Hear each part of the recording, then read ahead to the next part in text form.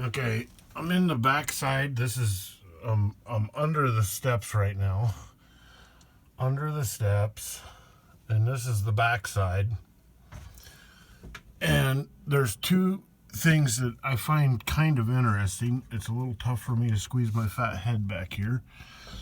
And now I need to grab a flashlight because I don't think it'll show up on camera. Okay, I cut that stud out just so I could get, or that top plate out, just so I could get access back here and figure out. Now, you can see right here, this is where the old steps end. They butt right into that floor joist for the upstairs level.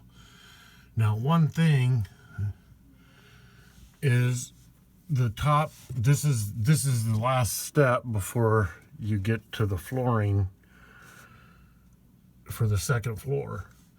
And they've got like 3 inches or so in here, not 2 inches in here. That, again, I don't know. I mean, if they would have done this correctly, you know, it would have helped a little bit. But so this right here is the floor joist for the upstairs, and you can see it rests on this wall here, and it goes across to here and rests on this wall right here. So if I cut it off right here and I cut it off right here, then I can go back to that floor joist there, and that will add 16 inches, and I measured that, and that's exactly what it was. So if I had 10 inches on the bottom and 16 on top, that's 26 inches that I've just added to the length of my steps. But one of the things that I found absolutely fascinating, I don't understand it. I really just don't understand. If you look, there's the floor joist right there. There is like a 3-inch gap here. And then, like right here, they